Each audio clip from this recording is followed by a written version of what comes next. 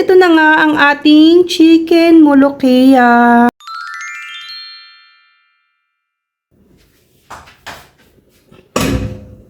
Hello guys, magluluto ko ngayon ng chicken molokhia. Egyptian food to. Ito yung isa sa mga favorite naming lutuin talaga. Kasi madali lang siya. Bukod doon, I think healthy din siya. Kasi yung molokhia nga, sa atin yung sa Pilipinas, saluyot yung Tagalog, saluyot. Pero sa English ata, or hindi ko alam kung English siya ng saluyot or Arabic siya ng saluyot. Basta molokhia yung tawag nila. Papakuloan ko lang tong tubig and then ilalagay ko yung chicken. Pag kumukulo na yung tubig, saka ko lang ilalagay itong mga manok.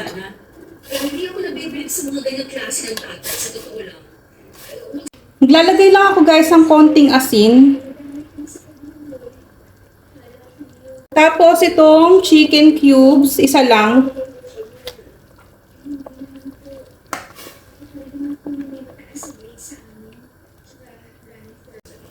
Then maglagay din tayo ng bay leaves at pepper, corn. Ngayon naman guys, gagawa tayo or mag-chop tayo ng garlic kasi ilalagay natin sa molokhia.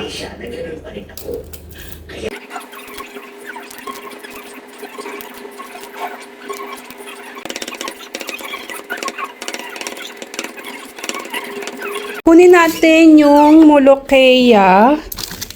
Ito guys, yung molokhia na sinasabi ko.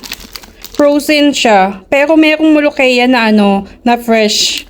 Pero mas gusto ko yung yung ganito, yung frozen kasi madali itong lutuin. After ko guys pakuluin yung chicken, gagawa naman tayo ng molokhia dito sa isang pan.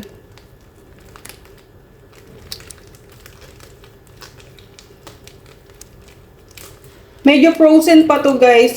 Pinabad ko lang siya sa tubig saglit.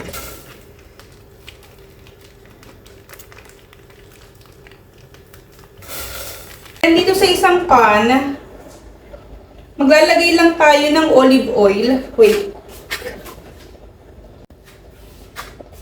Then dito sa isang pan, maglalagay lang tayo ng olive oil.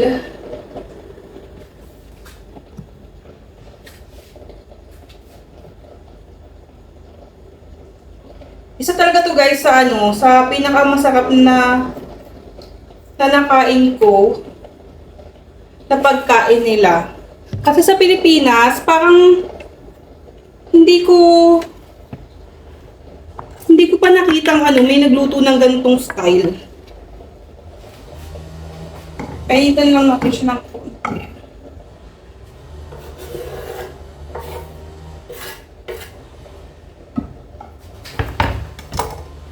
Pasensya guys medyo maingay kasi yung sa labas namin may nagpuputol ng puno. Hindi ko alam kung ba't nila pinuputol yung puno. Maliit lang naman yun doon.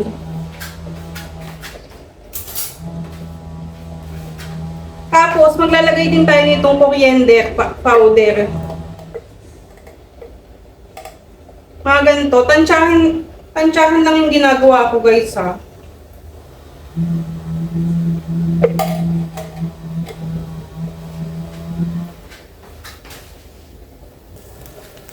Then, ayan, mix lang natin. Lutuin natin siya.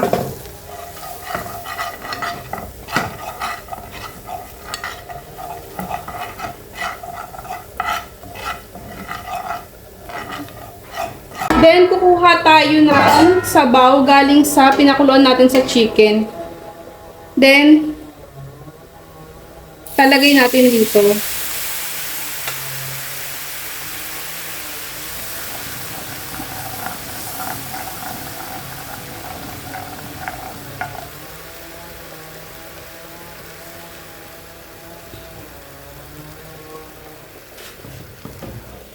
Then, saka natin siya ilalagay dito sa molokhia.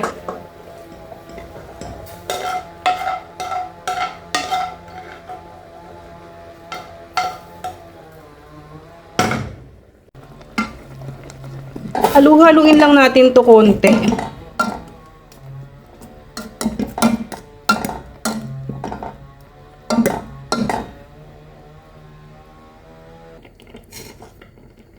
Then, ilalagay lang natin yung mga sabaw dito sa molokeya. Parang yun na yung magiging soup mga be. Ililipat natin yung soup sa chicken doon sa molokeya.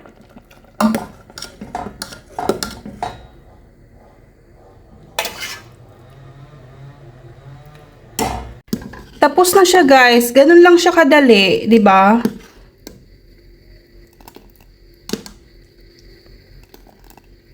Eto guys, yung lagi kong pinapanood si Lola Telang. Sa mga nakakapanood sa vlogs ko, lagi ko silang pinopromote kasi favorite ko talaga yung mga storya nila.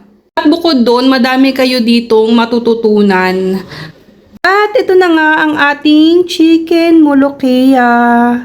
Ayan guys, nagugutom na ako, grabe. Namiss ko tong kainin. Naiirita ako dahil sobrang ingay sa labas guys, as in.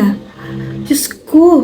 Kuha ko lang guys yung aming rice sa ref. Dahil ngayon,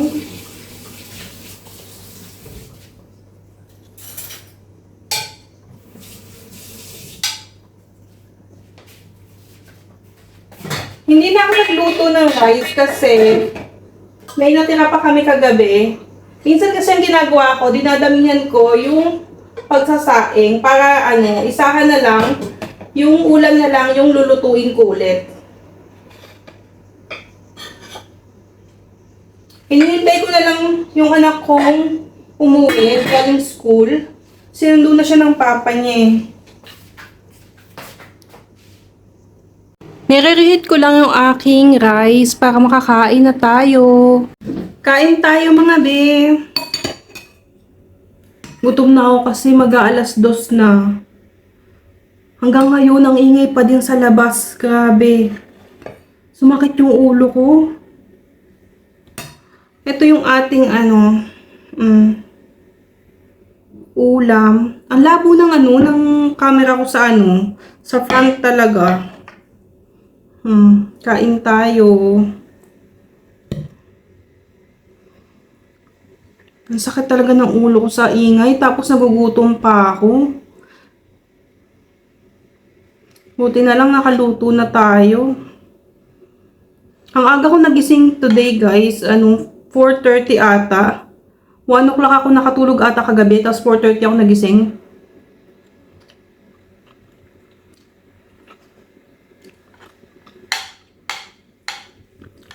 Nandun talaga ako kapag may pasok si Adham, yung anak ko. Ang aga ko talaga nagigising. Ang problema ko,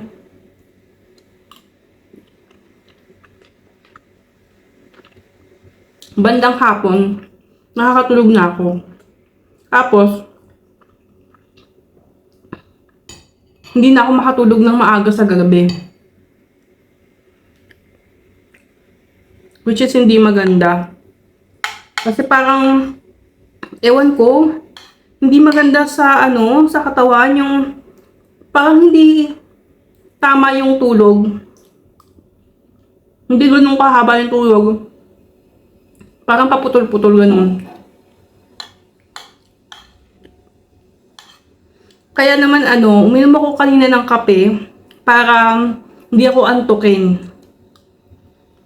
Kasi once antukin na naman ako, sigurado niyan, hapon or paggabi na ako magigising ulit.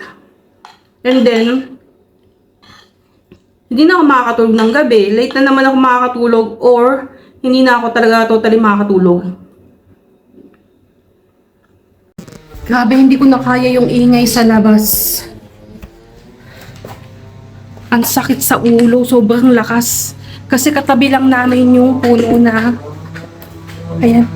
Ay, grabe, mas malakas pala dito. Saglit, tingnan natin sa kwarto.